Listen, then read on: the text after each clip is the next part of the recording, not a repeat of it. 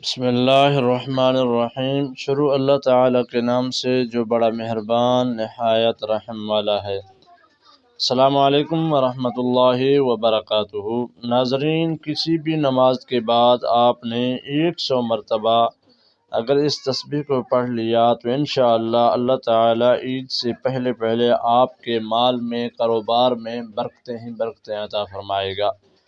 آج کی اس ویڈیو میں وہ وظیفہ، وہ تسبیح آپ کو بتاؤں گا جو آپ نے ہر نماز کے بعد پڑھنا ہے۔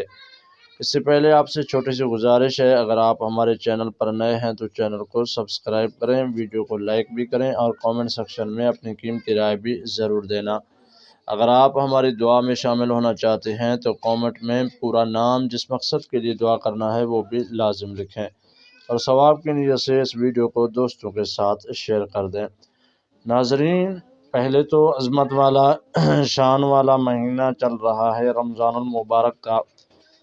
آپ ہر نماز کے بعد کوشش کریں، ہر نماز کے بعد آپ نے اس تسبیح کو پڑھنا ہے۔ کوشش کریں فجر کی نماز کے بعد، ظہر کی نماز کے بعد، عصر کی نماز کے بعد، یعنی پانچوں نمازوں کے بعد آپ نے اس تسبیح کو نہیں چھوڑنا۔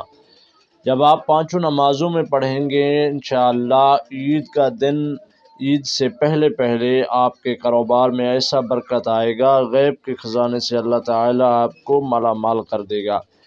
آپ نے نماز کی بھی پابندی کرنی ہے اور روزے بھی رکھنے ہیں، کیونکہ رمضان المبارک کا مہینہ قسمت میں ہمارے اللہ نے لکھ دیا اور نصیب والوں کو یہ نصیب ہوتا ہے۔ اور اگر آپ اس مہینے میں بھی آپ نے اللہ کی بارگاہ اقدس میں استغفار نہیں کیا تو کس مہینے میں آپ استغفار کریں گے؟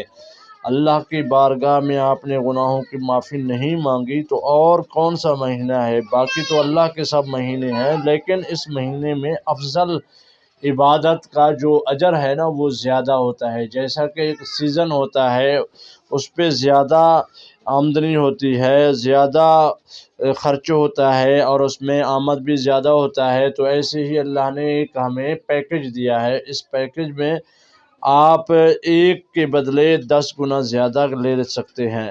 تو آپ نے ہر نماز کے بعد کوشش کرنا ہے، سب سے پہلے آپ نے درود ابراہیمی کو 3 مرتبہ پڑھ لیں، اور اس کے بعد آپ نے 7 مرتبہ آیت الکرسی پڑھ لیں، اور اس کے بعد آپ نے 100 مرتبہ استغفر اللہ استغفر اللہ استغفر اللہ اس تسبیح کو لازم پڑھنا ہے۔ اس کے بعد آپ نے 3 مرتبہ درود ابراہیمی پڑھ کے بار بار اللہ کے بارگاہ میں جو آپ کا مقصد ہو وہ مانگنا ہے، اور انشاءاللہ اللہ تعالیٰ نے چاہا اللہ تعالیٰ آپ کے کام میں برکت دے۔